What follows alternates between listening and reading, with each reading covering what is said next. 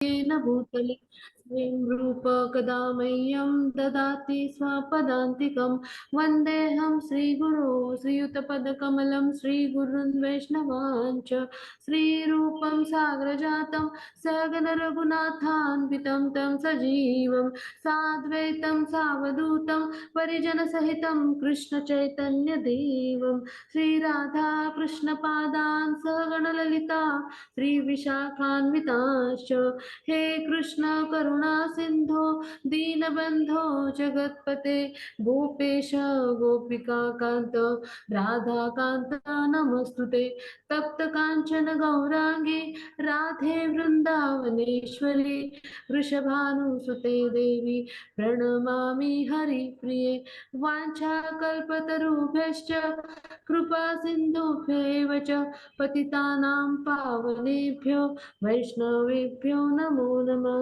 नमो ॐ विष्णुपादाय कृष्णपृष्ठाय भूतले श्रीमते भक्तिवेदान्त स्वामिन् इति नामिने नमस्ते सरस्वती देवे गौरवाणी प्रचारिणे निर्विशेष शून्यवादी पश्चात देश तारिणे जय श्री कृष्ण चैतन्य प्रभु नित्यानंद श्री अद्वैत गदाधर श्रीवासादि गौर भक्त वृंद हरे कृष्ण कृष्ण कृष्ण हरे हरे हरे राम राम राम हरे हरे हरे कृष्ण कृष्ण कृष्ण हरे हरे हरे राम राम राम हरे हरे। श्री तुलसी महारानी की जय हो। श्री चैतन्य महाप्रभु की जय हो। श्रीमद् भगवद गीता की जय हो। श्रील प्रभुपाद की जय हो। श्रील प्रभुपाद की जय। श्रील प्रभुपाद यांचे द्वारा। आता आपण जे आज आपण सगळे जे माताजी प्रभूजी आहेत आपल्या सर्वांचं आजच्या 5व्या दिवशी आपल्या अभ्यासक्रमाच्या आपल्या 5व्या अध्यायासाठी मी आपल्या सर्वांचं हार्दिक इस्कॉन बेंगलोरच्या वतीने स्वागत करते। आणि आता आपण आपल्या 5व्या अध्यायाला सुरुवात करणार आहोत। तर त्याआधी आपण इस्कॉन बेंगलोरचे जे अर्चविग्रह आहेत श्री श्री राधा गोविंदजी तर यांच्या चरणी आपण साष्टांग नमन करूया। त्याचबरोबर आपले इस्कॉनचे प्रमुख संस्थापक आचार्य श्रील प्रभुपाद यांच्या चरणी पण आपण साष्टांग नमन करूया, त्यांचे आशीर्वाद घेऊया आणि आपल्या आजच्या अभ्यासाला सुरुवात करूया। हरे कृष्ण लीना माताजी, हरे कृष्ण दीपांजली माताजी, आपल्या चरणी सादर प्रणाम। आपलंही ह्या आपल्या अभ्यासक्रमासाठी आपली ही खूप सुंदर मदत असते। आपल्या दोघींचंही या आपल्या क्लासमध्ये हार्दिक स्वागत आहे। आता आपण हरे कृष्ण सादर प्रणाम। आता आपण आपला 5वा जो अध्याय आहे तर त्याचा सारांश बघणार आहोत। मग 5व्या अध्यायामध्ये काय सांगितलंय तर मग संन्यास घेऊ किंवा मी कर्म करू अर्जुनांचा परत गोंधळ आहे। मग त्याचं निराकरण केलंय श्रीकृष्णाने। मग कर्मयोग चांगला की संन्यास घेणं चांगलं। मग निष्काम कर्म कसं बंधनातून मुक्त करतं आणि सर्वोच्चवर लक्ष केंद्रित करायचं म्हणजे भगवान श्रीकृष्णावर कसं लक्ष केंद्रित करायचं आणि मग आपण मुक्ती म्हणजे मोक्ष कसा मिळवायचा मग हे सगळं आपण अभ्यासणार आहोत बरं का। मग आता कालच्या अध्यायात आपण काय अभ्यासलो तर ते पाहूया थोडस। हा मग त्याची पुढची स्लाइड घेऊया। हा हरे कृष्ण।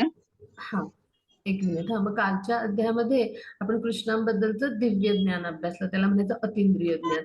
मग आता सगळ्या मार्गांचं ध्येय म्हणजे काय, आपण वेगवेगळ्या मार्गाने म्हणजे हे जे अभ्यासतो आहोत कृष्णा जे आहेत, तर त्यांच्या संतुष्टीसाठी कसं कार्य करायचं. तर हे म्हणजे जे सगळ्या मार्गांचं ध्येय काय आहे, तर कृष्णाची प्राप्ती करणे. आणि मग त्यासाठी वर्णाश्रम व्यवस्था सुद्धा कोणी केली, कृष्णाने निर्माण केली. आणि त्याचे निर्माता म्हणून कोण आहे, तर कृष्णच आहेत. आणि मग त्याद्वारे आपण कशी कृष्णाची प्राप्ती करू शकतो हे आपण काल अभ्यास. मग कर्मयोग म्हणजे काय, आणि मग त्यागामुळे म्हणजे फलाची आसक्ती त्यागली आपण, तेव्हा ते कृष्ण भावनाभावित कर्म कसं होतं, आणि त्याद्वारे आपण दिव्य ज्ञानामध्ये कसे स्थित होतो, आणि त्याद्वारे भगवत धामाची कशी प्राप्ती होते हे अभ्यासलं होतं.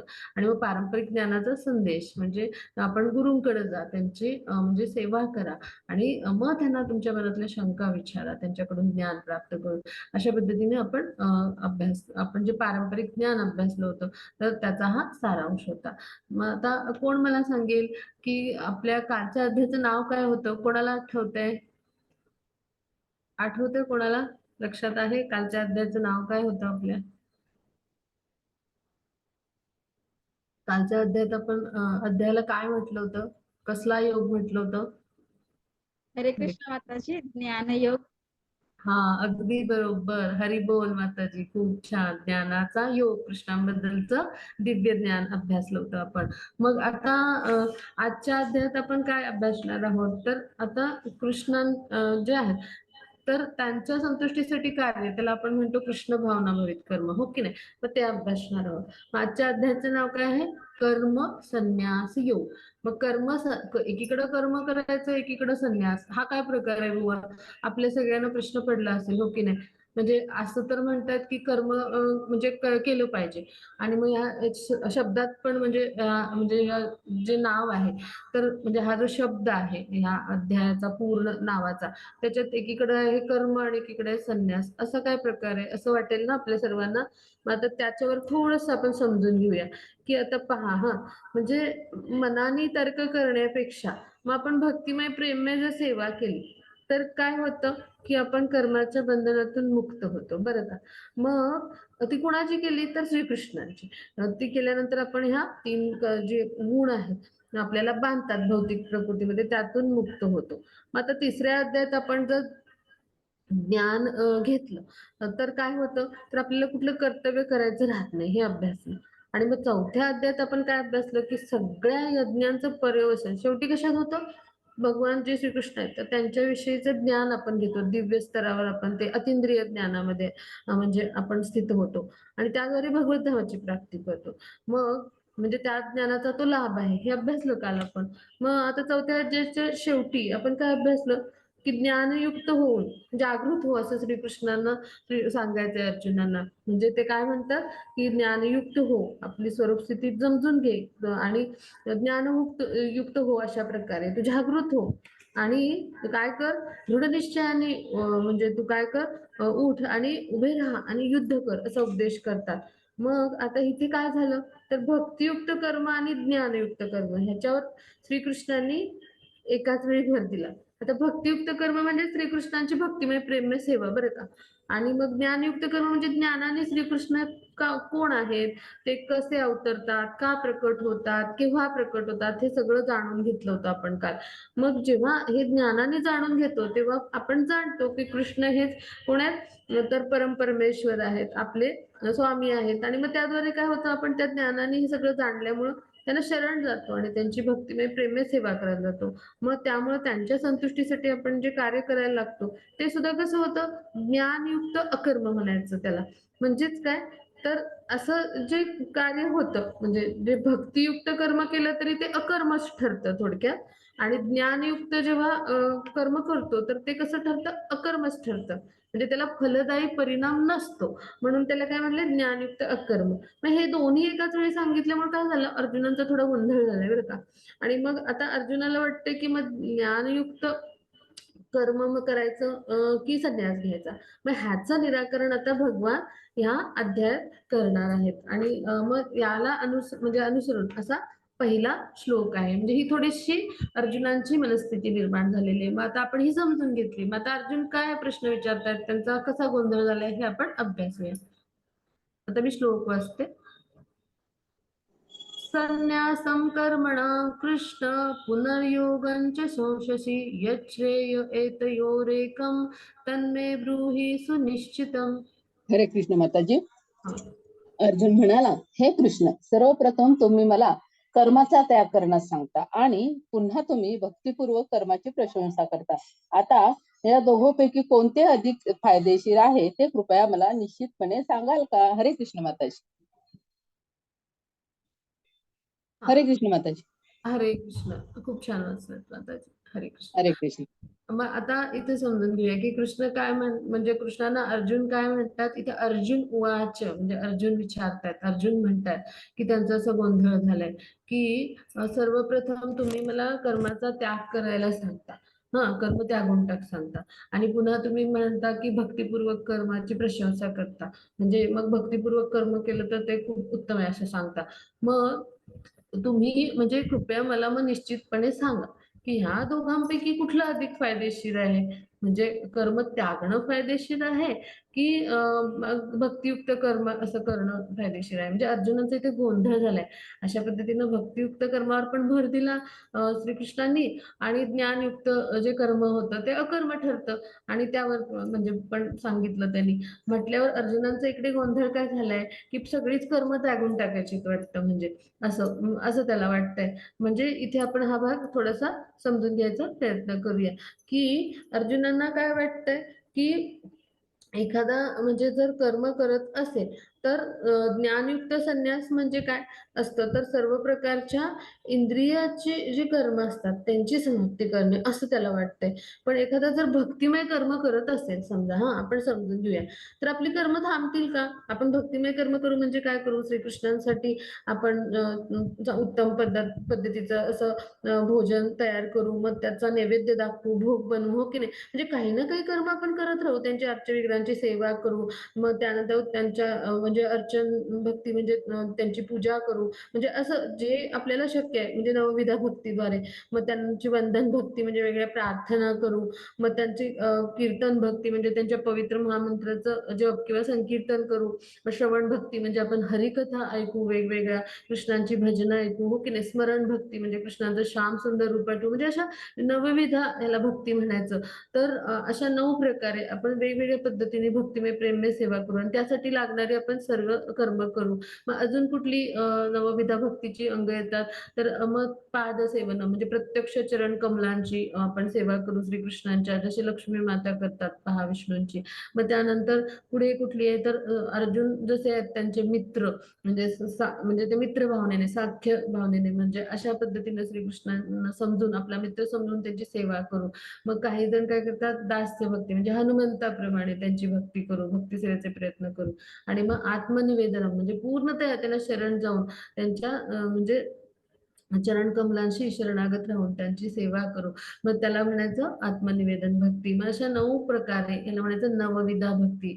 9 प्रकारे आपण त्यांची सेवा करू शकतो. मग हे जेव्हा करत असतो तेव्हा कुठलं ना कुठलं आपण कर्म करणारच, हो की नाही.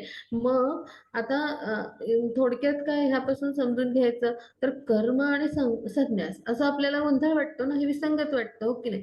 मग आता ज्ञानयुक्त कर्म पण कसं असतं ते आपल्याला बांधत नाही, ते पण कसं असतं अकर्माप्रमाणे असतं. आणि मग अर्जुनांना हे समजलेलं नाहीये आणि म्हणून त्यांना काय वाटतं कर्म पूर्णपणे सगळीच आपली थांबवायचीच वाटतं. म्हणजे ज्ञानयुक्त होऊन कर्म करायचं की नाही करायचं असं त्यांना लक्षात येत नाही. त्यांना वाटतं की ज्ञान घ्यायचं मग कर्म पूर्णच आपण थांबवायचीच वाटतं आणि म्हणून त्याचा प्रश्न विचारतात. म्हणून ते काय म्हणतात म्हणजे एक काहीतरी मला सांगा, म्हणजे यच्छेय एतयोरेकम तन्मे ब्रूहि सुनिश्चितम, म्हणजे एक काहीतरी मला म्हणजे सुनिश्चितपणे असं म्हणजे कृपया सांगा. म्हणजे एकम, एक हा शब्द आलाय तिथे.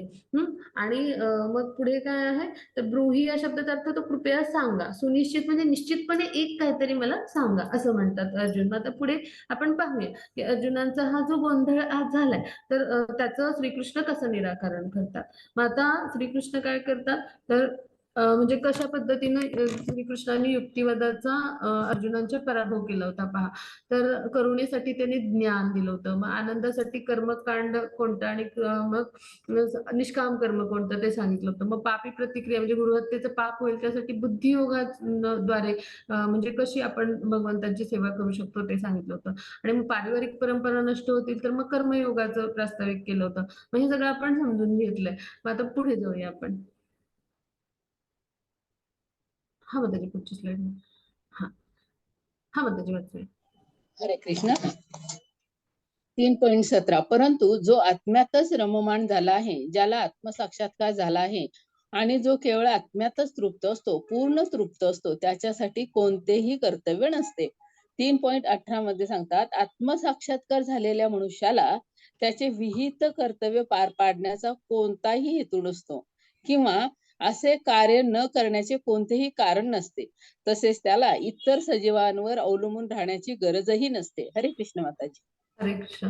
मग आता जो आत्म्यातच रममाण झालाय म्हणजे आत्मपरायण म्हणजेच काय, भगवान श्रीकृष्णांच्या भक्तिमय प्रेममय सेवेमध्ये जो पूर्णतया स्वतःला ज्यांनी युक्त करून घेतलंय म्हणजे कृष्ण भावना भावित व्यक्ती, मग असा जो आहे त्याला आत्मसाक्षात्कार झालेला असतो. म्हणजे भगवंतांच्या भक्तिमय प्रेममय सेवेमध्ये तो सतत तृप्त असतो आणि त्या आनंदातच असतो. मग त्यावेळेला अशा सहस्रो म्हणजे हजारो अशा म्हणजे अश्वमेध जेवढे यज्ञ केले जातील किंवा असे जे यज्ञ केले जातील तर वेगवेगळे असतात त्यापैकी, तर त्या सहस्रो यज्ञांनी जे हृदयाचं मालिन्य धुतलं जाईल ते काही काळातच म्हणजे त्यांचं म्हणजे ते हृदय मालिन्य असतं तर ते धुतलं गेलेलं असतं आणि त्यामुळं त्यांचं शुद्धीकरण असतं ते झालेलं असतं आणि त्याद्वारे म्हणजे ते अत्यंत म्हणजे शुद्ध मनाने म्हणजे शुद्ध सत्वगुणामध्ये ते स्थित असतात आणि भगवान श्रीकृष्णांचे शुद्ध भक्त बनलेले असतात, मुक्तात्मा असतात आणि भगवान श्रीकृष्णांची भक्तिमय प्रेममय सेवा करत असतात. मग त्यांच्याकडे दुसरं कुठलंही कर्तव्य नसतं. ते भगवान श्रीकृष्णांच्या संतुष्टीसाठी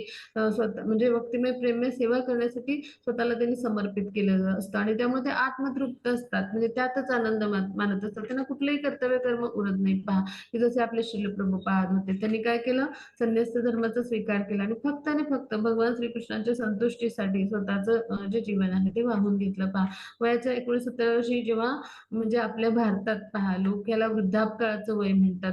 इथे सगळेजण आपलं विश्रांती घेतात म्हणजे आराम करतात अशी दिनचर्या असते. पण त्या वयामध्ये त्यांनी काय केलं तर भारत सोडून ते 40 दिवसांचा प्रवास करून जलदूत जहाजातून अमेरिकेला गेले. त्या जाताना देखील त्यांना 2 हृदयविकाराचे झटके आले. पहा म्हणजे काय की म्हणजे असे जे असतात ते आत्मतृप्त असतात आणि भगवान श्रीकृष्णांच्या संतुष्टीसाठी ते कार्य करत असतात. मग आत्मसाक्षात्कार झालेल्या मनुष्याला असं विहित कर्तव्य कुठला पार पडण्याचा हेतूच नसतो, कारण त्यांनी पूर्णपणे स्वतःचं जीवन असतं ते भगवान श्रीकृष्णांच्या भक्तिमय प्रेममय सेवेमध्ये स्वतःचं समर्पित केलेलं असतं. स्वतःच्या म्हणजे सगळं जे काही असतं ते स्वतःला त्यांनी समर्पित केलेलं असतं. त्यामुळे कर्तव्य कर्म पार पाडण्याचा त्यांचा कुठलाही हेतू नसतो किंवा त्यांचं कुठलंही कार्य असं राहिलेलं नसतं किंवा कुठल्या मनुष्यावर किंवा पशुवर सजीवावर त्यांना अवलंबून राहायची गरजच नसते, कारण ते जे काही करत असतात ते श्रीकृष्णांच्या संतुष्टीसाठी करत असतात. आणि ह्या सगळ्याचं दायित्व म्हणजे अशा वेळी असे जे भक्त असतात ते पूर्णतः जेव्हा भगवंतांना समर्पित असतात तेव्हा दायित्व तर आपल्या सगळ्यांचं भगवंतच घेतात. त्यामुळं असे जे भक्त असतात त्यांच्या म्हणजे त्यांच्यामध्ये आणि भगवंतांमध्ये ही जी भक्तिमय प्रेममय सेवा म्हणजे काय असतं, खरं तर प्रेमाचं आदान प्रदान असतं भक्त आणि भगवंत यांच्यामध्ये आणि त्यामुळं भगवंतांच्या इच्छेनुसारच त्यांचं सगळं कार्य घडत असतं आणि भगवंतांच्या संतुष्टीसाठी. पहा मग असे जे असतात त्यामुळे त्यांना कुठल्या सजीवावर मनुष्यावर पशुवर अवलंबूनच राहायची गरज नाही. भगवंतांनी त्यांचं दायित्व घेतलेलं असतं आणि असे जे मुक्तात्मा असतात ते श्रील प्रभुपादांसारखे म्हणजे अशा पद्धतीचं महान कार्य करतात. पहा श्रील प्रभुपाद जय हो. आता पुढे जाऊया. हा त्याची पुढची स्लाइड. हरे कृष्ण. माताजी पुढची स्लाइड घेऊया.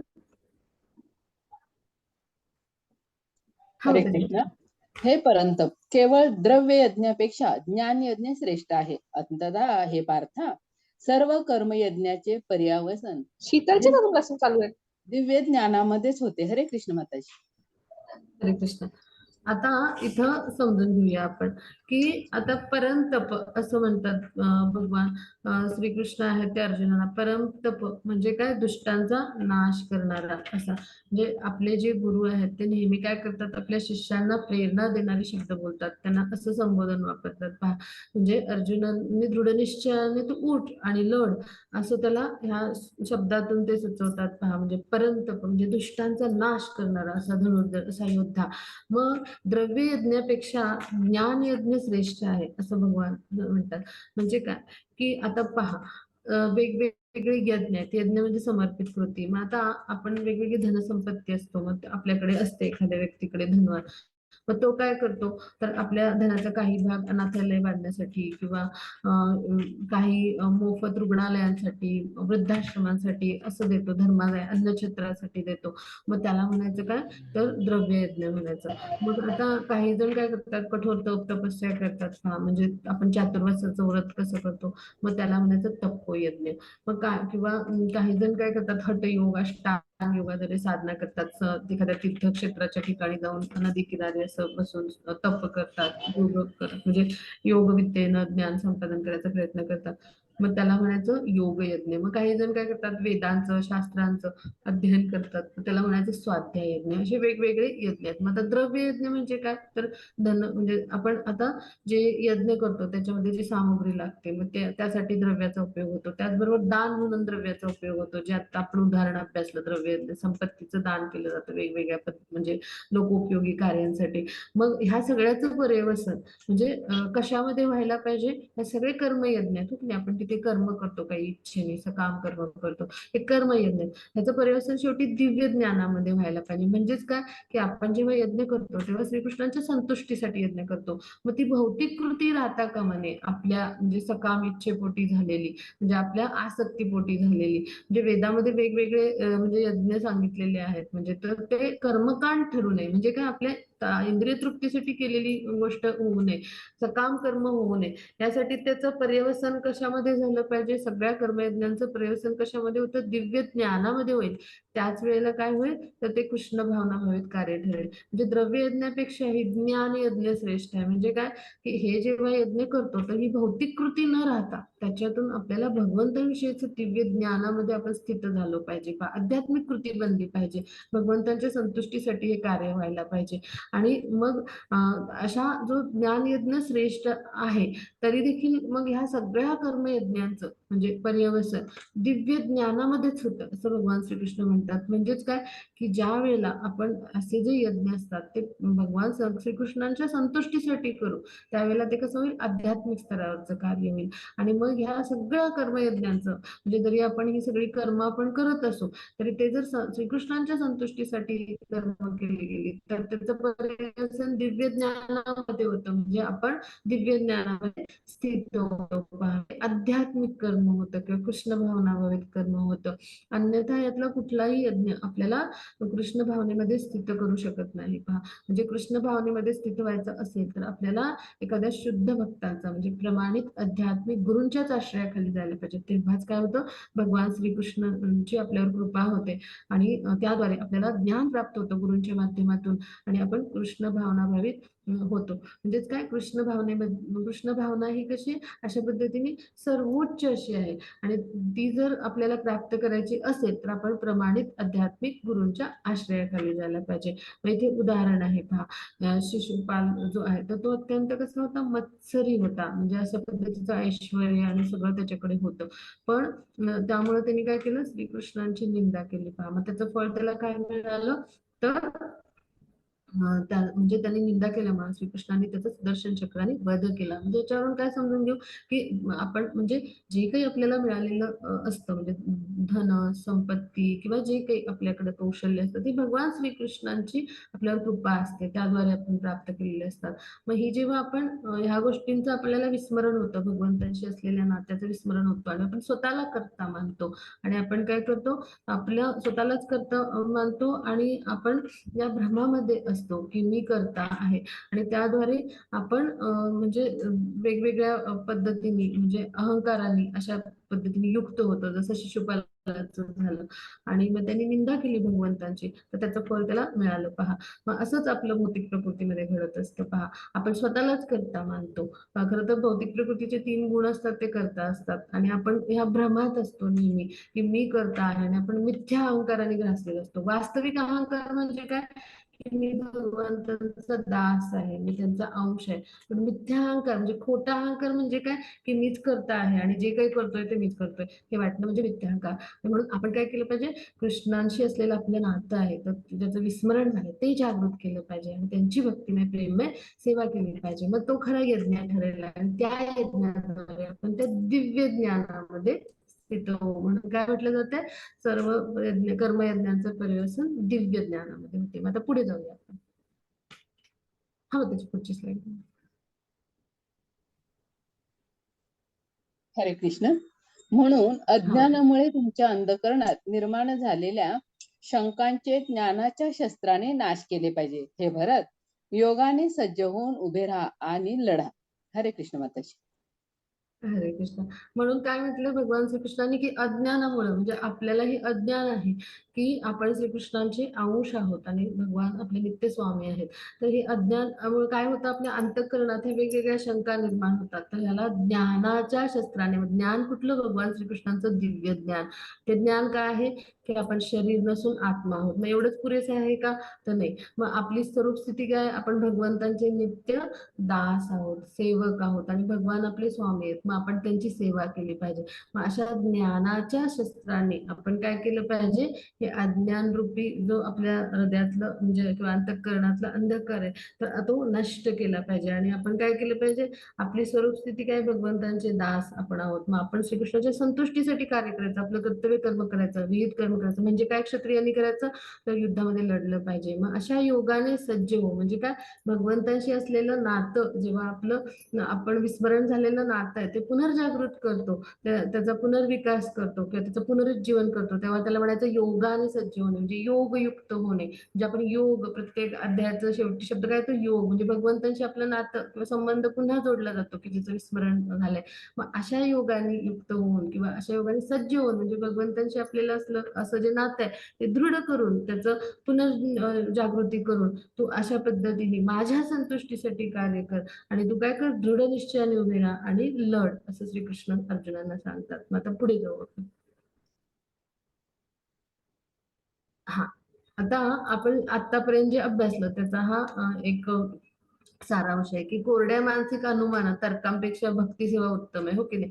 मग आता दुसऱ्या अध्याय जो आहे तर त्याच्या श्लोकामध्ये आपण कृष्णाने आत्म्याविषयी ज्ञान दिलं. मग विहित कर्तव्य काय आहे, ते कर्तव्य कर्म प्रत्येकाचं काय ते स्पष्ट केलं. मग आता पुढे आपण काय अभ्यासलं, दुसऱ्या अध्यायात की प्रत्येक कर्माला फलदायी परिणाम असतात, चांगला किंवा वाईट. त्यामुळे काय होतं, आपला आत्मा असतो त्या परिणामामध्ये अडकतो, आणि त्यामुळे त्याला जन्ममृत्यूच्या फेऱ्यात पुन्हा पुन्हा यावं लागतं. आता तिसऱ्या म्हणजे दुसऱ्या अध्यायात परत काय आपण समजून घेतलं, की भक्ती सेवा जर आपण केली, कृष्णांची भक्तिमय प्रेममय सेवा म्हणजे ही नवविधा भक्ती, जसं आता मी सांगितलं, तर यामुळे काय होतं, त्या कर्माचा जो काही फलदायी परिणाम असतो त्यातून आपल्याला मुक्ती मिळते. मग आता ज्ञानातीत व्यक्तीसाठी म्हणजे ह्या ज्ञानाच्या अतीत जो पोचलाय, प्रकृतीच्या 3 गुणातून जो मुक्त झालाय, तर त्याला कुठलंही कर्तव्य राहत नाही, कारण त्याचं जीवन सगळं भगवंतांच्या सेवेसाठी समर्पित करतो. असा तो मुक्तात्मा असतो, शुद्ध भक्त असतो. जसे आपले शिल प्रभुपाद हे उदाहरण आपण अभ्यासलं, तर त्याला कुठलंही कर्तव्य कर्म म्हणजे करायचं राहत नाही. तर हे आपण अभ्यासलं. आणि मग चौथ्या म्हणजे अध्यायामध्ये आपण काय अभ्यासलं, तर यज्ञाचा शेवट ज्ञान प्राप्तीत होतं, दिव्य ज्ञान आपल्याला मिळतं, आणि त्यामुळे कर्मयज्ञाचं पर्यवसन त्या दिव्य ज्ञानामध्ये होतं. आणि मग चौथ्या अध्यायाच्या शेवटच्या श्लोकात श्रीकृष्ण पुन्हा अर्जुनाला काय म्हणतात, म्हणून तू काय कर, या दिव्य या ज्ञानामध्ये तू स्थित हो. म्हणजेच काय, तर या ज्ञानरूपी शस्त्रांनी अज्ञानरूपी जे शत्रू आहेत तर त्याला नष्ट करून टाकतो, आणि काय करतो, तर तू दृढ निश्चयाने उठ आणि युद्धासाठी सज्ज हो, असं पद्धतीने अर्जुनाला ते सांगतात. मग आता अर्जुनाचा त्यामुळे गोंधळ झालाय, त्याला वाटतंय संन्यास घ्यायचा आहे की मग युद्ध करायचंय. मग आता आपण हा गोंधळ जो आहे तो त्याचं निराकरण श्रीकृष्णाने कसं केलंय ते समजून घेऊया पुढच्या श्लोकात. आता पुढे जाऊ. श्री भगवान उवाच संन्यासः कर्मयोगश्च निश्चयशकरावौ तयोस्ति कर्मसन्न्यासात् कर्मयोगो विशिष्यते.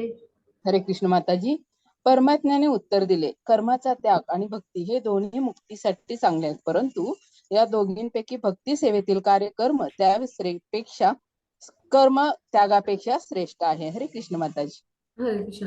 मग आता भगवान श्रीकृष्णांनी काय उत्तर दिलंय पहा हा इथे, की इथे कर्माचा संन्यास आणि भक्तिभावित कर्म म्हणजे काय, भक्तियुक्त कर्म, ते दोन्हीही मुक्तीसाठी चांगलंच आहे बरं का. पण ह्यातलं सगळ्यात चांगलं कर्म कुठलं, तर भक्ती सेवेतलं कार्य म्हणजे भक्तिमय प्रेममय सेवा आपण जर केली, म्हणजे असं कर्म जर घडलं, तर अशी कर्माचा त्याग करण्यापेक्षा ते श्रेष्ठ आहे. मग हे कसं श्रेष्ठ आहे ते आपण समजून घेऊया. तर आता आपण इंद्रिय तृप्तीसाठी जी पण कर्म करतो, म्हणजे ती आपल्याला सांसारिक या बंधनात बांधायला कारणीभूत ठरतात. पहा, आपण प्रकृतीच्या 3 गुणांनी बांधले जातो. मग आता जेव्हा आपण विविध प्रकारचे आपल्याला ह्या भौतिक प्रकृतीमध्ये शरीर मिळतात आणि आपण एका शरीरातून दुसऱ्या शरीरात देहांतर करतच असतो, आणि त्यामुळे काय होतं, म्हणजे जोपर्यंत आपण अशा पद्धतीने इंद्रिय तृप्तीसाठी कर्म करतो, आपल्या सकाम कर्म म्हणायचं त्याला, आपल्या इच्छा पूर्ण करणारी कर्म, तेव्हा आपण या बंधनात तर बांधले जातो. आणि मग काय होतं, शरीर जी विविध मिळतात त्यामध्ये त्यानुसार आपल्याला देहांतर करत राहावं लागतं, आणि असे चक्र सुरूच राहतं म्हणजे. आणि मग त्यामुळे आपण भौतिक बंधनात सतत अडकूनच पडत राहतो. मग आता असं जे आपलं वर्तमान दुःखमय जीवन असतं, मग हे इथे आपल्याला हे जे काही मिळालेलं शरीर सुद्धा तात्पुरतं असतं, आणि ह्याला होणारे म्हणजे जे क्लेश असतात अशा जीवनामध्ये, ते सुद्धा कसे असतात, म्हणजे ते तर सुरूच असतात. उन्हाळा पावसाळ्याप्रमाणे सुख दुःख येतच असतात. मग आता इंद्रियाच्या तृप्तीसाठी आपण कर्म करणं, हे काय आपलं खरं तर म्हणजे आपल्या मानवी जीवनाचं काही लक्ष नाहीये बरं का. मानवी जीवनाचं लक्ष किंवा ध्येय किंवा उद्दिष्ट काय आहे, तर भगवान श्रीकृष्णांची प्राप्ती करणं. तर जोपर्यंत आपल्याला ही जिज्ञासा नाही निर्माण होत, तोपर्यंत आपलं जीवन कसं आहे, अपयशी आहे किंवा सफल आहे, पहा हा भाग आपण समजून घेऊया. हा, आणि मग अशा पद्धतीनं जेव्हा आपण सकाम कर्म करतच राहिलो, तर आपण अज्ञानीच राहू, हो की नाही. मग जोपर्यंत आपल्या जीवनी कृष्ण नाही आहेत किंवा वासुदेवांच्या विषयी आपल्यामध्ये प्रेम निर्माण नाही होत, कृष्णाविषयी आपल्याला म्हणजे रुची नाही निर्माण होत, तोपर्यंत आपण ह्या भौतिक बंधनामध्ये असेच बांधलेले राहतो आणि अडकून पडत राहतो. पुन्हा पुन्हा पुन्हा पुन्हा जन्म मृत्यूच्या फेऱ्यात येत राहतो, पहा. मग आता आपण हे जे ज्ञान घेतलं दुसऱ्या अध्यायात, की आपण शरीर नसून आत्मा आहोत, मग हे एवढंच ज्ञान आपल्याला पुरेसं नाहीये बरं का, मोक्ष मिळवायला किंवा मुक्ती मिळवायला. मग आत्मस्तरावर सुद्धा, म्हणजे आत्म्याच्या स्तरावर, म्हणजे आपण कोण आहोत, जीवात्मा आत्मा आहोत, त्या स्तरावर आपण कर्म करायला हवे, ते आवश्यक आहे. तरच आपल्याला काय होईल, मुक्ती मिळेल. मग आता कृष्ण भावनाभावित कर्म कसं आहे, तर ह्या जी इंद्रिय तृप्तीची कर्म असतात, सकाम कर्म म्हणतो आपण, तसं नाहीये ते. तर ते कसं आहे, तर आपल्याला ह्या सगळ्यातून म्हणजे कर्माच्या परिणामापासून मुक्त करायला मदत करणारं आहे, पहा. आणि म्हणून आपल्याला भौतिक स्तरावर कर्मच नाही करायला लागत जेव्हा आपण कृष्ण भावनाभावित कर्म करतो तेव्हा. नाहीतर काय होईल, जेव्हा पण आपण कर्म म्हणजे वेगवेगळी कर्म आपण त्यागली, पण तिथं जर कृष्ण भावना नसेल, तर काय होईल तिथे, तर आपल्याला मनामध्ये किती कर्म आपण त्यागली तरी सुप्त इच्छा ही राहतेच आपली, म्हणजे त्यामुळे ती सकाम इच्छा आपल्या राहतातच. आणि त्यामुळे आपण काय करू, म्हणजे आपलं काय होईल, तर जरी संन्यास घेतला फक्त सकाम कर्मांपासून, आपण इंद्रिय तृप्तीच्या कर्मांपासून घेतला संन्यास, तरी आपलं जे बद्ध जीवात्मा म्हणून, म्हणजे आपण 3 गुणांनी बांधलेले आहोत, त्यामुळे आपल्या काहीतरी आसक्ती राहणारच. तर त्यामुळे आपलं हृदय कधी शुद्ध नाही होऊ शकत. आणि जोपर्यंत हृदय शुद्ध नसतं, 3 गुणांच्या अशुद्धी असतात, कामाची आच्छादन आपण अभ्यासली कालच्या अध्यायामध्ये.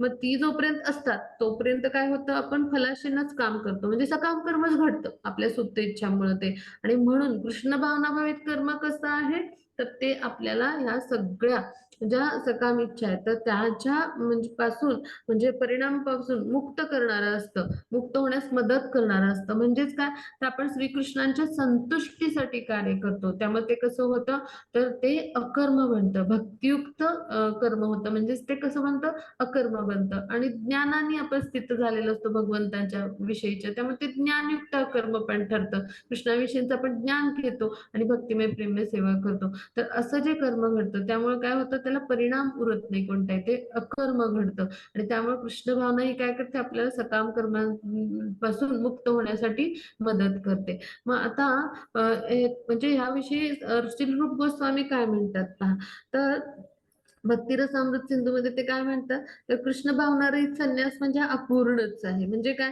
की पहा हां, या सगळ्या ब्रह्मांडात ज्या काही वस्तू आहेत, जे काही आहे, हे भगवान श्रीकृष्णांचं आहे. मग त्या वस्तूंचे ते स्वामी आहेत बरं का.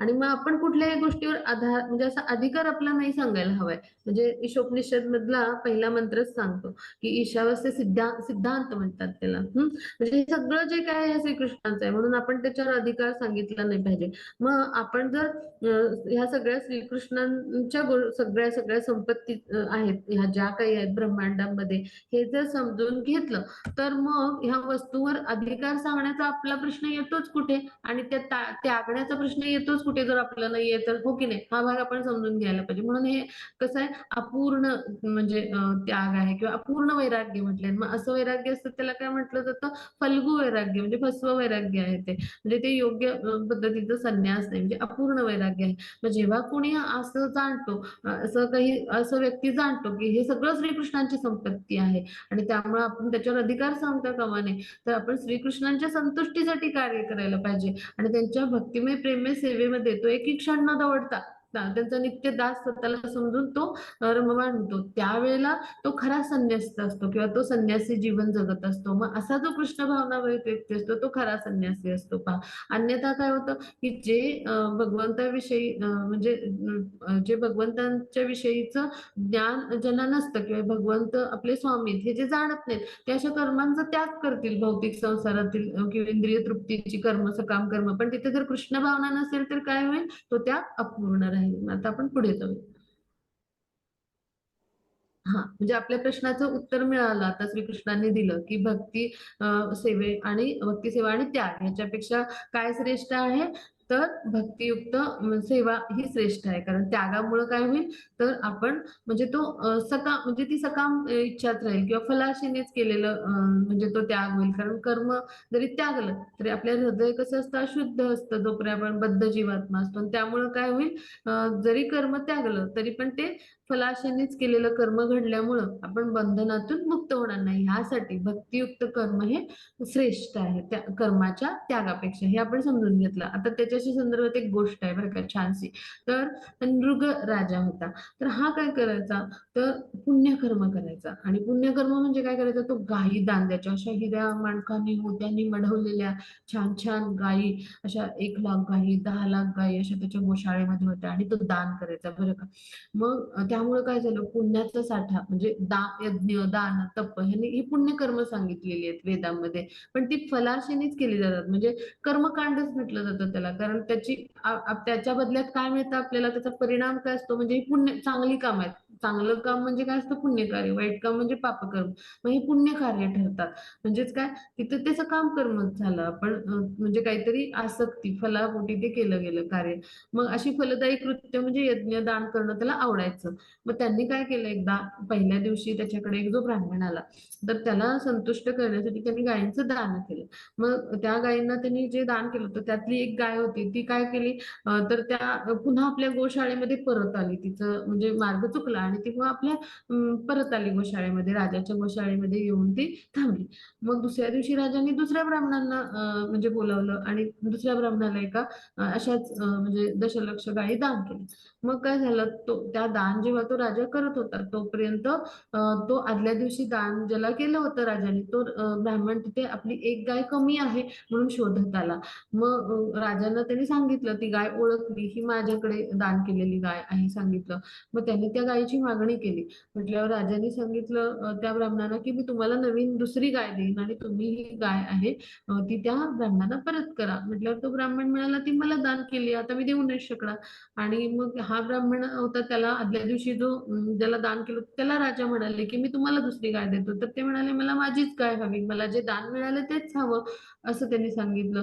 म्हटल्यावरती मग ह्याचा फलदायी परिणाम निर्माण झालाच ना, म्हणजे प्रक्रिया. मग त्याचं फळ म्हणजे काय झालं, तर जो नृगराजा होता म्हणजे त्याचा जो परिणाम झाला, तर त्यामुळे काय झालं, कर्मफल सिद्धांतानुसार तुमच्याकडनं अजाणतेपणी पण अशा पद्धतीची काही त्रुटी चूक राहिली तर त्याचं फळ जे काही असतं फलनिष्पत्ती तर ती होतच असते. मग म्हणजे त्याचा क्रियाकलाप किंवा फलदायी परिणाम तुम्हाला भोगावा लागतो, कारण सकाम इच्छेपोटी आपण जेव्हा कर्म करतो तर त्यानुसार त्याचं कर्मफल सिद्धांतानुसार फळ मिळतं. मग त्याला असा सरड्यासारखा मोठा प्राणी बनून तो एका विहिरीत राहू लागला. पुढच्या जन्मात त्याला ह्या घडलेल्या चुकीमुळं असा जन्म मिळाला, पतन झालं त्याचं. मग श्रीकृष्ण आपल्या मित्रांसोबत खेळत होते, सवंगड्यांसोबत. मग त्यांना खेळता खेळता तहान लागली गोकुळामध्ये जेव्हा ते खेळत होते तेव्हा. आणि मग ते पाणी प्यायला त्यांचे सवंगडी गेले तेव्हा त्यांनी पाहिलं की त्या विहिरीमध्ये असा मोठा सरड्यासारखा प्राणी आहे. मग त्यांनी श्रीकृष्णाला सांगितलं. मग श्रीकृष्णाने काय केलं, तर त्याला असा हात दिला चित्रात पहा आणि वर काढलं. आणि श्रीकृष्ण म्हणजे भगवान स्वयं आहेत. श्रीकृष्ण हे म्हणजे भगवान स्वयं मूळ भगवान स्वरूपात अवतीर्ण झालेले आहेत त्या पृथ्वी तलावरती. मग त्यांच्या स्पर्शाने त्याला मोक्ष मिळाला, मुक्ती मिळाली, त्याचं दिव्य पुरुषामध्ये रूपांतर झालं. मग त्याला श्रीकृष्णाने सांगितलं की म्हणजे अशा पद्धतीने फळाची अपेक्षा ठेवून जर एखादं कार्य केलं आणि ते करत असताना चूक घडली तर पहा केवढं म्हणजे मोठ्या म्हणजे त्रासाला किंवा भयाला सामोरं जायला लागतं. की काय झालं, त्याचं पतन झालं. म्हणून भक्ती सेवा म्हणजे अशी कर्म जरी आपण केलं म्हणजे चांगलं कर्म केलं म्हणजे कर्माच्या फलाची अपेक्षा जरी त्यागली आणि पुण्यकर्म म्हणून जरी केलं आणि तिथे अनावधानाने अशा गोष्टी घडल्या तरी देखील त्याचं कर्मफल किंवा फलदायी परिणाम आपल्याला मिळतो पहा. आणि म्हणून भक्ती सेवा ही केवळ आपल्या आत्म्यासाठी शुभ क्रिया. असं का म्हटलंय, तर भक्ती सेवा जेव्हा आपण करतो तेव्हा भगवान श्रीकृष्णांच्या संतुष्टीसाठी कार्य करतो. तिथं कुठलीही अपेक्षा किंवा सकाम म्हणजे इच्छा राहत नाही किंवा तिथं कुठल्याही फलाशेनं ते काम होत नाही. तर कृष्ण त्याचं दायित्व घेतात. कृष्णांच्या संतुष्टीसाठी केलेलं ते कार्य घडतं आणि त्याद्वारे काय होतं, आपण कर्माच्या बंधनातून मुक्त व्हायला आपल्याला सहाय्य होतं. म्हणून त्याला काय म्हटलंय, आपल्या आत्म्यासाठी ही शुभक्रिया आहे, कारण आत्मा या कर्माच्या बंधनातून मुक्त होत जातो आणि जेव्हा मुक्तात्मा बनतो तेव्हा तो भगवत धामाची प्राप्ती करतो. यासाठी त्याला शुभक्रिया म्हटलंय. मग आता पुढे जाऊ आपण. हा मग त्याची पुढची हा प्रपंचिकताय बुद्ध्या हरिसंबंधी वस्तुना मुमुक्षु विपरीत्यगो वैराग्यम फल्गु कथ्यते.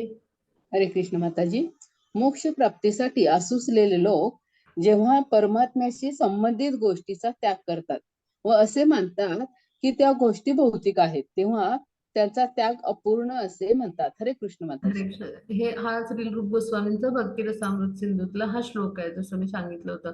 तर मोक्षप्राप्ती मुक्तीसाठी ज्यांना असुसलेले, ज्यांना मुक्तीची अपेक्षा आहे, ते काय करतात, परमात्म्याशी संबंधित म्हणजे श्रीकृष्ण संबंधित सगळ्याच गोष्टींचा त्याग करतात, भौतिक आणि सगळ्या.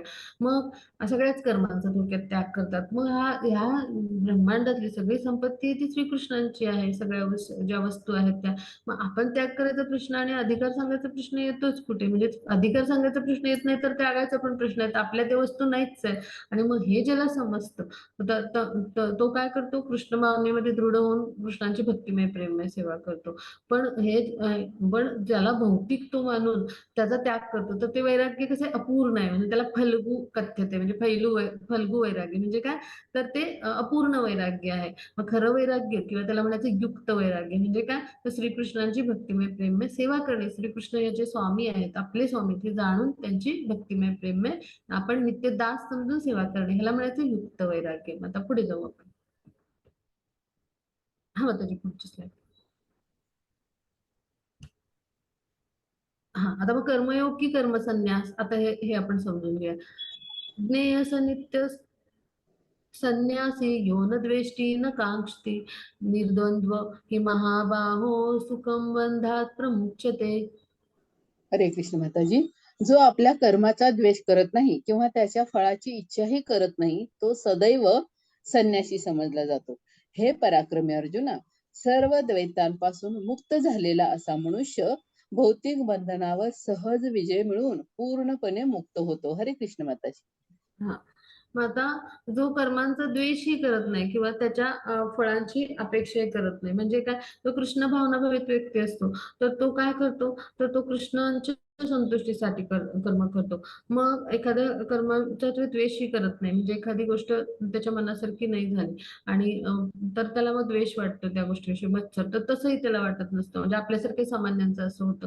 आणि एखादी गोष्ट आपल्याला मिळवायची असेल किंवा त्या म्हणजे एखादी हवी असेल तर त्याच्या फळाची आपण अपेक्षा करत राहतो. तर तसंही नसतं. कृष्ण भावनामय व्यक्ती फक्त आणि फक्त श्रीकृष्णांच्या संतुष्टीसाठी कार्य करतो आणि प्रत्येक गोष्टीमध्ये त्यांनी श्रीकृष्णांना म्हणजे केंद्रित करून श्रीकृष्णांना मध्यभागी ठेवून प्रत्येक कर्म तो करत असतो. मग असा व्यक्ती जो असतो तर तो सदैव संन्यासी समजला जातो. म्हणजे त्याला कुठल्याही कर्माचा द्वेष नाही किंवा फळाची अपेक्षा नसते. कारण जे काही करतो तो ते फळ म्हणजे श्रीकृष्णांच्या संतुष्टीसाठी कार्य करतो आणि त्याचे जे फळ आहे ते श्रीकृष्णांच्या वर सोपवतो. म्हणजे तो फक्त काय करत असतो, श्रीकृष्णांच्या संतुष्टीसाठी कर्म करत असतो. असा जो असतो तो संन्यासी समजला जातो. कारण तो या द्वैतापासून मुक्त झालेला असतो. म्हणजे इच्छा, द्वेष, म्हणजे काय आपली इच्छा झाली पूर्ण नाही झाली तर आपल्याला द्वेष वाटतो. अशा पद्धतीचं हे द्वैत थोडक्यात आपण समजून घेऊ. ह्या सगळ्यातनं मुक्त झालेला असतो. म्हणजेच काय तर तो ह्या सगळ्या आसक्ती त्यांनी त्यागलेल्या असतात आणि त्याचे इंद्रियांच्या सगळ्या आसक्ती त्यांनी त्यागून त्यांनी इंद्रिय कृष्ण भावनेमध्ये रममाण केलेली असतात. मग असा जो असतो मुक्तात्मा तो हे जाणत असतो की मी भगवंतांचा नित्य अंश आहे आणि भगवान माझे स्वामी आहेत आणि मी त्यांच्याशी गुणांनी समान आहे आणि परिमाणाने कसे आहेत भगवान भिन्न आहे. आपली स्वरूप स्थिती त्यांनी ही जाणलेली असते आणि म्हणून असा जो मनुष्य असतो तो नेहमी भगवंतांची भक्तिमय प्रेममय सेवा करत असतो आणि अशा द्वैतापासून मुक्त झालेला असतो आणि भौतिक बंधनावर सहज विजय मिळवतो. म्हणजेच काय प्रकृतीच्या या 3 गुणांतून या भक्तिमय प्रेममय सेवेद्वारे सहज मुक्त होतो. तो त्यांना पार करतो, त्या बंधनातून मुक्त होतो आणि असा मुक्तात्मा बनतो किंवा पूर्णपणे मुक्त होतो. मग हे सगळं काय सांगतायत अर्जुनांना, तर ह्याचा अर्थ असा आहे की ह्या सगळ्या ज्या आसक्ती आहेत आपल्या नातेवाईकांविषयीच्या ह्या तू त्याग आणि तू काय कर तर ह्या सगळ्या भौतिक बंधनातून त्याद्वारे ह्या नातेवाईकांसंबंधीच्या म्हणजे युद्ध करायला अर्जुन तयार नव्हते. ह्या सगळ्या आसक्ती तू त्यागून टाक आणि त्याद्वारे तू काय कर तुझं कर्तव्य कर्म म्हणजे काय कृष्णाच्या संतुष्टीसाठी कार्य करणं ते कर आणि ते जेव्हा तू करशील तेव्हा काय होईल तर तू ह्या म्हणजे तू तुझ्याकडून म्हणजे ते कृष्णाच्या संतुष्टीसाठी माझ्या म्हणजे इच्छेसाठी घडलेलं जे कार्य होईल त्याद्वारे तू ह्या सगळ्या भौतिक बंधनातून म्हणजे त्याच्या म्हणजे ह्या सगळ्यातून मुक्त होशील आणि म्हणजे तो भगवंतांचा शुद्ध भक्त तर आहेच पण ह्या सगळ्या आसक्तीतून मुक्त होऊन जेव्हा एखादा कृष्णांच्या संतुष्टीसाठी कार्य करतो तेव्हा तो कृष्णाच्या कृपेस पात्र होतो, भगवत धामाची प्राप्ती करतो. आता पुढे जाऊ आपण. हा त्याची पुढची slide. हा मग आता याचं उदाहरण आपण समजून घेऊया कशा पद्धतीने भौतिक बंधनावर विजय मिळवलेला आहे असतो एखाद्या म्हणजे मुक्तात्माने. तर हे ह्याचं नाव आहे नामाचार्य हरिदास ठाकूर. ते 192 माळा जप करायचे बरं का. म्हणजे तर त्यांना चैतन्य महाप्रभूंनी दीक्षा दिली होती. म्हणजे चैतन्य महाप्रभूंचे मी त्यांना नामाचार्य ही उपाधी दिली. तर ते एका मुस्लिम कुटुंबातून होते आणि त्यांना दीक्षा दिली होती. चैतन्य महाप्रभूंनी शिष्य म्हणून स्वीकारलं होतं. मग त्यांची मायादेवीने परीक्षा घ्यायची ठरवली. मग काय झालं की त्यांना त्रास देणारा एक असाच व्यक्ती होता. तर त्यांनी म्हणजे ठरवलं की म्हणजे हा जे नामाचार्य हरिदास ठाकूर जप करायचे मग त्यांना म्हणजे त्यांच्या भक्तिमय प्रेममय सेवेतून विचलित करूया असं त्यांनी कट रचला. मग त्यांनी काय केलं ही जी आहे गणिका किंवा वेश्या तिला हरिदास ठाकूर यांच्या कुटीमध्ये पाठवलं. म्हणजे ते जिथे राहत होते त्यांच्या घरी पाठवलं. मग ती रात्री आली. मग ती तिथे आली. ती म्हणाली मला तुमच्याकडे काम आहे, मला तुमच्याशी बोलायचं. मग ते जप करत होते चित्रात दाखवले पहा. मग ते म्हणाले की मी माझं जे काम आहे तर ते पूर्ण करतो मग तुझ्याशी बोलेन. मग ते जप करत राहिले. मग रात्र उलटली, सकाळ झाली. मग ती म्हणाली म्हणजे की अजून तुमचं काम संपलं नाही का? तर ते म्हणाले हो. मग ती म्हणाली मी उद्या येईल. मग ती दुसऱ्या दिवशी आली. पुन्हा ते म्हणाले की माझं काम पूर्ण झालं की मी तुझ्याशी बोलेन.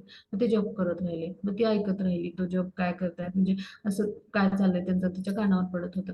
मग असे 7 दिवस उलटले. मग तिला आश्चर्य वाटलं. मग तिने कुटीत जाऊन विचारलं त्यांना की माझ्यासारखी एवढी सुंदर स्त्री असताना तुम्ही कसं काय बरं असं कुठलं कार्य करतात म्हणजे तिला कुतूहल होतं म्हणून तिने जाऊन विचारलं असं कुठलं कार्य करत होतात की ज्याद्वारे तुम्ही बिलकुल तुमचं मन विचलित झालं नाही आणि तुम्हाला ते माझ्यापेक्षा महत्वाचं वाटतंय असं तिला वाटत होतं. म्हणून तिने विचारलं तुम्ही कुठलं असं कार्य करतात. मग त्यांनी सांगितलं मी हरे कृष्ण महामंत्राचा जप करतोय. आणि मग 7 दिवस एखाद्या उच्च कोटीच्या शुद्ध भक्तांकडून जेव्हा आपण असं पवित्र हरिनाम ऐकतो तेव्हा आपल्या पण हृदयाची शुद्धी होते पहा.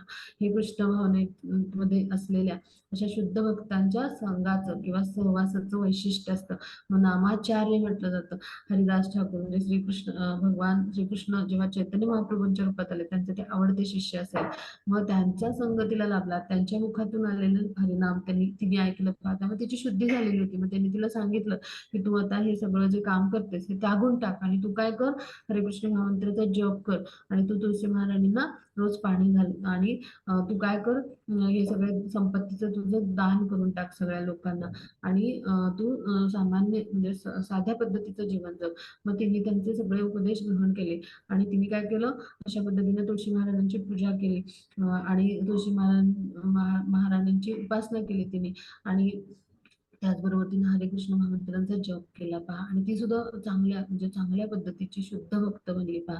मग तिथे तिला हा उपदेश देऊन हरिदास ठाकूर निघून गेले. म्हणजेच काय की अशा भौतिक बंधनावर तिने विजय मिळवलेला असतो, ते विचलित होत नाहीत. मग त्याचं उदाहरण म्हणजे काय तर नामाचार्य हरिदास ठाकूर. नामाचार्य हरिदास ठाकूर की जय हो. आता आपण पुढे जाऊया. हा, ब्रह्मणाध्याय कर्माणि संगं त्यक्त्वा करोति यः लिप्यतेन स पापेन पद्मपत्रमिवाम्भसा. हरे कृष्ण माताजी. जो मनुष्य आसक्तीशिवाय आपले कर्तव्य करतो, परमात्म्याला समर्पण करतो, त्याच्यावर पाप कर्माचा प्रभाव पडत नाही. जसे कमळाच्या पानाला पाण्याचा स्पर्श होत नाही. हरे कृष्ण माताजी. हरे कृष्ण. मग आता इथे काय सांगितलंय की इथे ब्रह्मणी या शब्दाचा अर्थ घ्यायचा आपण कृष्ण भावना. बरं का, कृष्ण भावनेमध्ये जे स्थित असतात असे. मग भौतिक जगतात आपण प्रकृतीच्या 3 गुणांनी बद्ध असतो हे आपण समजून घेतलं. मग आता आपण हा भाग समजून घेऊया की जे काही आहे ते इथं पृथ्वीवर जे काही आहे ह्या ब्रह्मांडात ते सगळं श्रीकृष्णांचं आहे आणि मग श्रीकृष्णच त्याचे स्वामी आहेत. बरं का, मग त्यांच्या म्हणजे जे काही म्हणजे त्यांच्या वस्तू आहेत आपल्या म्हणजे जे श्रीकृष्णांनी आपल्याला वस्तू प्रदान केलेल्या आहेत, मग त्यांचा उपयोग आपण भगवत सेवेसाठी करायला पाहिजे. मग जेव्हा आपण असं करतो तेव्हा आपल्याला पाप किंवा पुण्य अशी कुठली फलिदायी प्रक्रिया मिळत नाही पहा त्या कर्मापासून. जेव्हा आपण प्रत्येक वस्तू आपण श्रीकृष्णांच्या संतुष्टीसाठी उपयोगात आणतो, मग तसंच आपल्याला भगवंतांनी शरीर प्रदान केलंय. बरं का, मग जर आपण त्याचा उपयोग कृष्ण भावनेसाठी केला तर काय म्हणजेच काय कृष्ण भावनेसाठी कसं केलं तर आपण या शरीराच्या वेगवेगळ्या अवयवांनी इंद्रियांनी श्रीकृष्णांची सेवा करू शकतो. हो की नाही. आपण आपले जे डोळे आहेत त्यांनी श्रीकृष्णांच्या सुंदर अर्चविग्रहांचं दर्शन घेऊ. आपण नासाग्रांनी काय करू तर श्रीकृष्णांना अर्पण केलेलं सुंदर फुलाचा मंजिरीचा जे तुळशीच्या मंजिरी असतात त्यांचा सुवास घेऊ. मुखाने आपण श्रीकृष्णांच्या पवित्र महामंत्राचा जप करू. जिव्हेने आपण श्रीकृष्णांना अर्पण केलेला जो अन्न आहे भोग म्हणून त्याचा आपण प्रसाद म्हणून तो आपण ग्रहण करू. चव घेऊ, त्याची चव चाखू. मग आपण कानाने श्रीकृष्णांच्या पवित्र महामंत्राचं संकीर्तन यज्ञ म्हणजे संकीर्तन ऐकू किंवा आपण कानांनी वेगवेगळ्या भक्त जे आहेत तर त्यांच्याकडून हरिकथा ऐकू, श्रीकृष्णांच्या विषयी वेगवेगळी भजनं ऐकू. मग आपले हात आहेत ते श्रीकृष्ण जे आहेत तर त्यांचे जे भक्त आहेत त्यांची सेवा करण्यासाठी आपण त्याचा उपयोग करू. आपण आपल्या पायांनी काय करू श्रीकृष्णांच्या जे अर्चविग्रह आहेत मंदिर आहे जिथे तिथं आपण प्रदक्षिणा करण्यासाठी तीर्थाटन करण्यासाठी जाऊ. आपण अशा विविध प्रकारे म्हणजे आपण जे आपलं डोकं आहे ते श्रीकृष्णांच्या चरणी साष्टांग दंडवत करण्यासाठी त्याचा उपयोग करू. म्हणजे असं आपल्या जे शरीर आहे त्याचा प्रत्येकाचा उपयोग आपण भगवत सेवेमध्ये केला तर काय होतं तर आपल्याला ह्या कर्माच्या जे बंधन आहे तर ते म्हणजे त्या बंधनामध्ये आपण अडकत नाही पहा. की जसं कमलपत्र आहे तर ते काय असतं तर पाण्यात राहून सुद्धा ओलं होत नाही पहा. म्हणजे कमळाचं जे पान आहे तर ते काय होतं तर ते पाण्यात राहतं पण त्याच्यावर पाण्याचे जे थेंब असतात त्यामुळे ते ओलं होत नाही, पाणी त्याला स्पर्शही करू शकत नाही पहा, ते गळून पडतं. मग तसं आपलं वर्तमान जे जीवन आहे ते पापकर्मापासून कसं राहतं, पापकर्माची जी कल्मश असतात म्हणजे अशुद्धी असतात त्यांनी बाधित होण्यापासून दूषित होण्यापासून कसं राहतं तर म्हणजे ते त्यापासून संरक्षित राहतं किंवा वंचित राहतं. म्हणजेच काय आपण पापकर्माने दूषित होत नाही किंवा पापकर्माचा संचय आपल्यावर होत नाही. अशा पद्धतीने आपण भगवत सेवेमध्ये जेव्हा आपला प्रत्येक इंद्रियांचा उपयोग करतो किंवा वर्तमान शरीर आपण भगवत सेवेसाठी समर्पित करतो पहा, तर त्यावेळेला आपण काय करतो, तर भगवंतांची भक्तिमय प्रेममय सेवा केल्यामुळं आपलं शरीर जे असतं वर्तमान स्थितीतलं ते पापकर्माच्या कल्मशांच्या अतीत राहतं पहा. आणि म्हणून काय केलं पाहिजे, असा जो कृष्ण भावना रहित व्यक्ती असतो तो हळूहळू त्यामुळे शुद्ध होत जातो. पण कृष्ण भावना रहित व्यक्ती असेल तर तो काय करतो, भौतिक शरीर आणि इंद्रिय म्हणजे ह्यांच्या तृप्तीसाठीच कार्य करतो, शरीराचा आणि इंद्रियांचा, इंद्रिय तृप्तीसाठीच. आणि मग कृष्ण भावना रहित मनुष्य काय करतो, आपलं शरीर म्हणजे श्रीकृष्णांची संपत्ती आहे हे ते जाणतो आणि कृष्णांच्या सेवेमध्येच तो उपयोगात आणतो पहा. आणि असं जेव्हा पूर्ण ज्ञानाने युक्त होऊन तो कर्म करतो तेव्हा ते कसं होतं, ज्ञानयुक्त अकर्म होतं. आणि म्हणून याला काय म्हटलंय, की जेव्हा परमात्म्याला मनुष्य असं कुठल्याही आसक्तीशिवाय आपलं कर्तव्य करतो म्हणजे श्रीकृष्णांच्या संतुष्टीसाठी कार्य करतो, भगवत सेवेत आपल्याला स्वतःचं शरीर उपयोगात आणतो, प्रत्येक इंद्रिय, तेव्हा परमात्म्याला तो समर्पित असतो. म्हणजे परमात्मा म्हणजे हृदयस्थ श्रीकृष्ण जे आहेत चतुर्भुज नारायण रूपात, विष्णू रूपात, तर त्याला परमात्मा असं म्हणतो आपण. मग त्यामुळे पापकर्माचा प्रभाव पडतच नाही, आपण त्याच्या अतीत राहतो, जसं कमळाच्या पानाला पाण्याचा स्पर्श होत नाही. म्हणून हे उदाहरण आपण इथे अभ्यासलं. आता पुढे जाऊ. हा, मग याचं उदाहरण म्हणजे काय, श्रील प्रभुपाद अमेरिकेमध्ये जे हिप्पी होते, म्हणजे जे सगळे असे भौतिक कल्मशाने युक्त होते, असे वाईट व्यसनांच्या म्हणजे ग्रासलेले होते, वैफल्यग्रस्त होते, मग तिथं श्रील प्रभुपादांसारखे शुद्ध भक्त गेले भगवंतांचे. पण ते कसं, त्यांनी कसं जीवन आपलं आचरण होतं केलेलं, तर कमळाच्या पानासारखं, म्हणजे ह्या सगळ्या लोकात राहून तर ते विचलित झाले नाहीत किंवा ते या कुठल्याही भौतिक प्रकृतीच्या 3 गुणांनी बद्ध नाही झाले किंवा त्यांनी म्हणजे त्यांचं कसं कार्य होतं, तर ह्या सगळ्या लोकांमध्ये राहून असे व्यसनाधीन झालेले आणि इंद्रिय तृप्तीच्या गोष्टी करणारे असे सगळे लोक होते वैफल्यग्रस्त. तिथं त्यांनी कसं कार्य केलं, तर कृष्णांच्या संतुष्टीसाठी कार्य केलं बघा. भगवत भक्तीचा प्रसार केला, हरे कृष्ण महामंत्राचा जप केला, भगवद्गीतेतील उपदेश त्यांना दिले, भागवतातील उपदेश दिले, ग्रंथांची निर्मिती केली, लेखन केलं. म्हणजे अशा पद्धतीनं ते त्यांचं जीवन कसं होतं, तर कमळ पत्राप्रमाणे, म्हणजे कसं की त्या म्हणजे कुठल्याही भौतिक कल्मशांमध्ये म्हणजे त्या अतीत होते ते. आणि त्यांनी काय केलं, तर तिथल्या लोकांमध्ये अशा सगळ्या भौतिक म्हणजे प्रकृतीमध्ये बद्ध असलेल्या लोकांमध्ये राहून त्यांनी काय केलं, त्यांना शुद्ध भक्त बनवलं, म्हणजे त्यांना आपल्यासारखे शिष्य बनवलं, शुद्ध भक्त बनवलं. आणि त्यांनी स्वतःचं जीवन कसं जगलं, तर अशा पद्धतीनं कमलपत्राप्रमाणे म्हणजे पाण्याचं म्हणजे पाण्यामध्ये राहून सुद्धा पाण्याचा स्पर्श करून होता, म्हणजे पापकर्माच्या म्हणजे अभावाने असं आपलं वर्तमान जीवन राहतं, असं कार्य श्रील प्रभुपादांनी केलं. म्हणून ते कसे होते, मुक्तात्मा मानतो आपण, ते आपल्यासारखे बद्ध जीवात्मा होते, तर ते कसे मुक्तात्मा होते, म्हणून त्यांच्याकडून शुद्ध भक्त होते, म्हणून त्यांच्याकडून एवढं कार्य घडलं पहा, की विश्वव्यापी इस्कॉन संघटनेची स्थापना झाली आणि त्यांच्या योगे अनुवादित झालेली आपण भगवद्गीता अभ्यासतो आहोत. मग केवढी मोठी कृपा आहे कृष्णांची आपल्यावर पहा, हो की नाही. मग आता पुढे जाऊ आपण.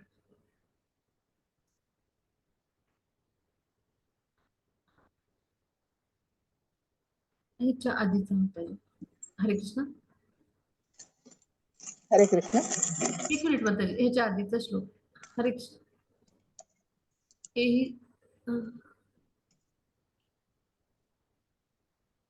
हरे कृष्ण. माताजी याच्या आधी श्लोक होता ना.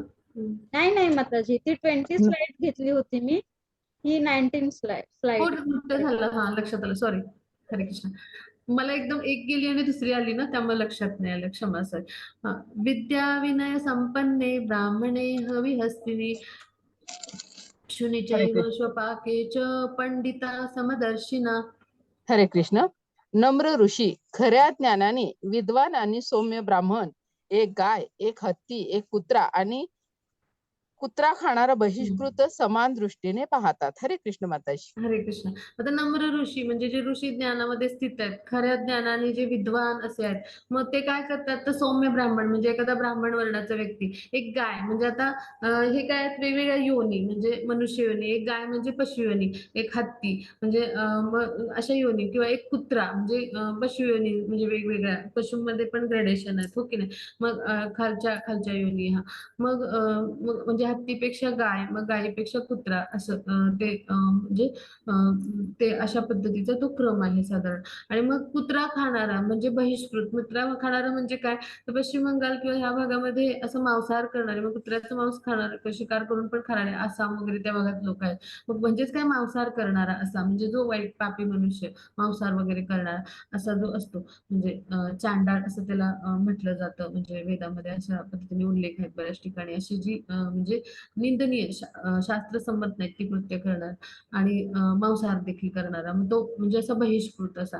तर मग ह्या सगळ्या म्हणजे हा जरी असेल, म्हणजेच काय, वाईट कर्म करणारा असो किंवा एखादा म्हणजे बहिष्कृत व्यक्ती असेल किंवा सौम्य ब्राह्मण असेल, पण ह्या सगळ्यांना जो असा खऱ्या ज्ञानाने स्थित असतो, त्याला तो काय करतो, असा खरा विद्वान जो असतो म्हणजे, किंवा नम्र ऋषी की जे अशा दिव्य ज्ञानाने भगवंताच्या स्थित असतात, तर त्यांना ते काय करतात, तर समान दृष्टीने पाहतात. म्हणजे पंडिता समदर्शिना, म्हणजे असे जे असतात विद्वान, ते समान दृष्टीने पाहतात. म्हणजे त्या सगळ्यामध्ये चित्रात दाखवले पहा, प्रत्येकाच्या हृदयामध्ये पुण्यात परमात्मा स्वरूपात हृदयस्थ म्हणजे भगवान श्रीकृष्ण उपस्थित आहे. मग त्यांना ते पाहतात. मग ते शरीर, वेगवेगळी शरीर जरी असली, म्हणजे पशूंचं शरीर आहे, मनुष्याचं शरीर आहे, किंवा वेगवेगळ्या योनी जरी असल्या, म्हणजे काय, गाय योनी, हत्तीची, कुत्रा, म्हणजे या योनी आल्या, त्या वेगवेगळ्या जरी योनी असल्या तरी पण हा फरक न मानता, ही बाह्य आवरण, बाह्य शरीराच्या आवरण, हा फरक न मानता, किंवा एखादा म्हणजे सौम्य ब्राह्मण म्हणजे एखादा चांगला शुद्ध सत्वगुणात स्थित असलेला असा ब्राह्मण वर्णातला असतो, आणि कुत्रा खाणारा म्हणजे बहिष्कृत, म्हणजे तो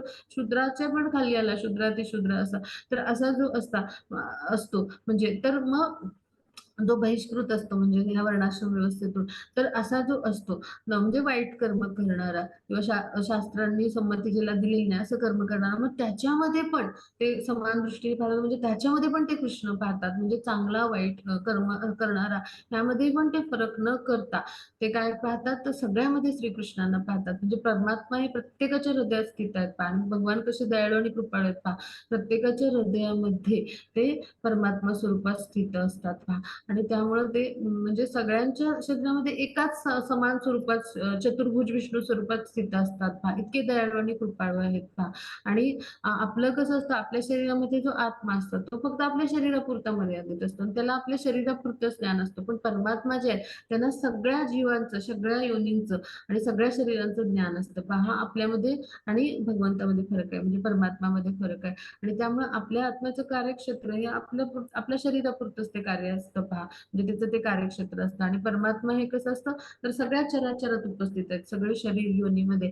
आणि मग हे सगळं ज्ञानाने तो स्थित असतो, आणि हे सगळं ज्ञान त्याला असतं, आणि त्यामुळे तो काय करतो, सगळ्यांमध्ये श्रीकृष्णांना पाहतो. आणि म्हणून काय म्हटलंय, पंडिता समदर्शिना, सर्वांमध्ये भगवान श्रीकृष्णांना पाहतो, कुठलाही फरक करत नाही. आणि त्यामुळे तो सगळ्यांशी, सगळ्या प्राणीमात्रांशी प्रेमाने वागतो, आणि सगळ्यांच्या मध्ये सगळ्यांच्या विषयी त्याला प्रेमभाव असतो. आणि असा जो असतो तो कसा असतो, पंडिता समदर्शी, म्हणजे असा जो विद्वान म्हटलं त्याला, खऱ्या ज्ञानाने स्थित असलेला, असं दिव्य ज्ञान भगवंताविषयी असतं.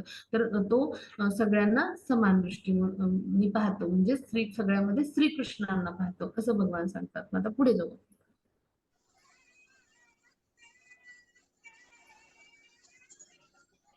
ये संस्पर्शजा भोगा दुःखयोनव एव ते आद्यन्तवन्त कौन्तेय न ते शूरमते बुधा.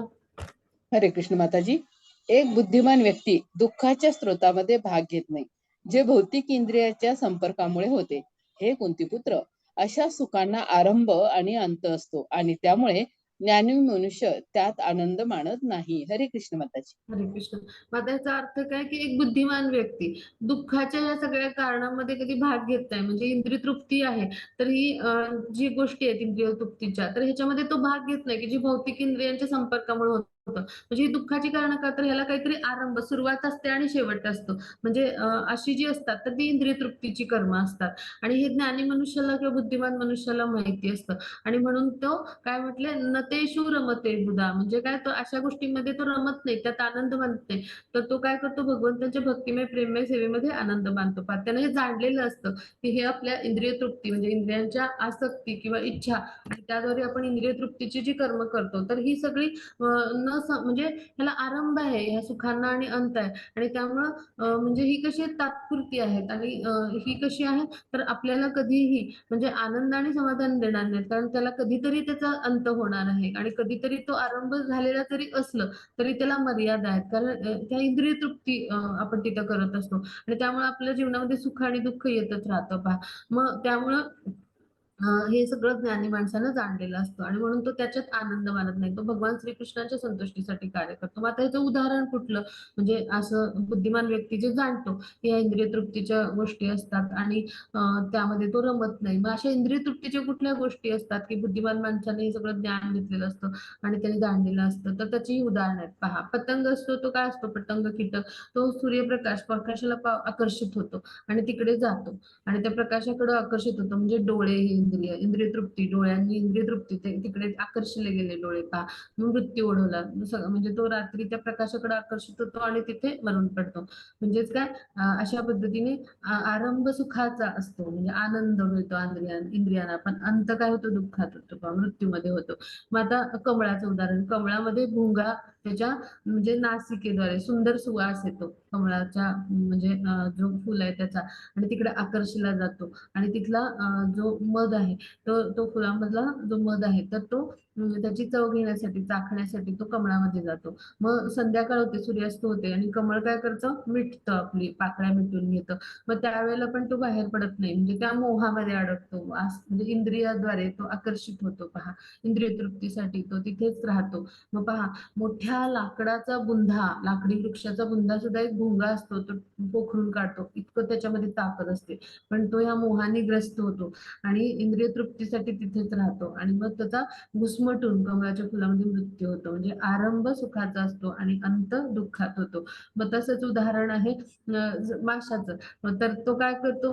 त्याला खरं तर समुद्राच्या पाण्यामध्ये भरपूर खाद्यपदार्थ, जीव, छोटे छोटे कीटक असतात, पण त्याला जेव्हा माशाचा तुकडा असा खाद्यपदार्थ टाकला जातो आणि जाळं लावलं जातं तेव्हा काय होतं? तिकडे तो आकर्षिला जातो आणि जेव्हा तो उडी मारून असा तो माशाचा तुकडा खातो तेव्हा तो जाळ्यात अडकतो. म्हणजेच काय?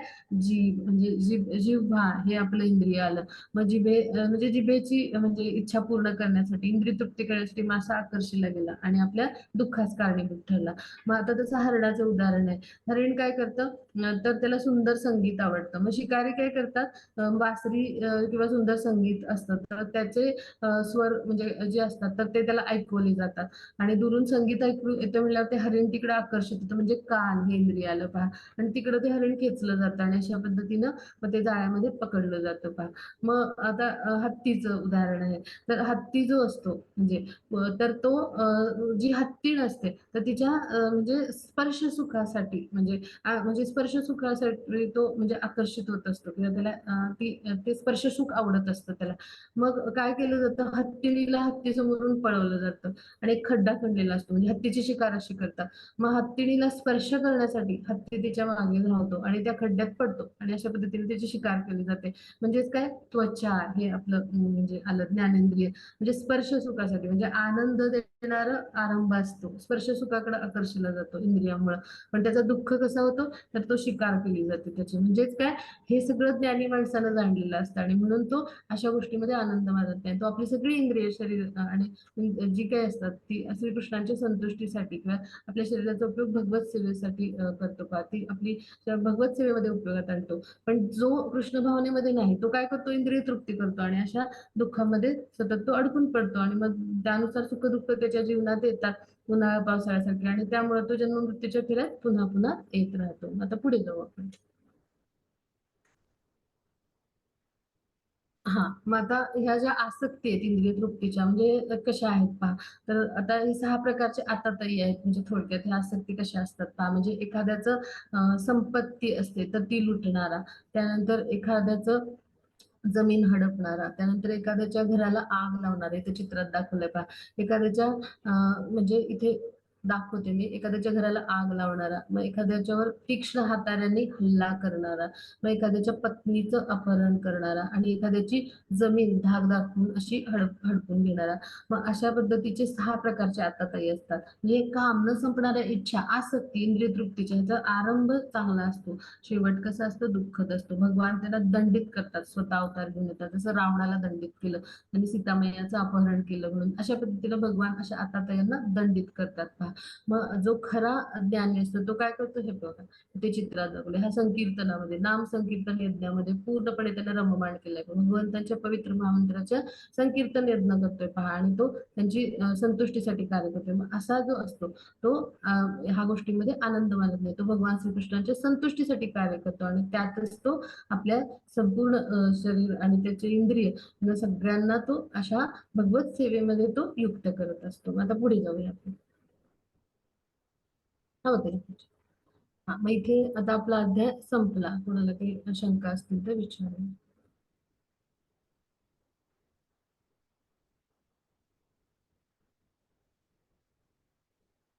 हरे कृष्ण माताजी. हरे कृष्ण. अ, हा, माताजी record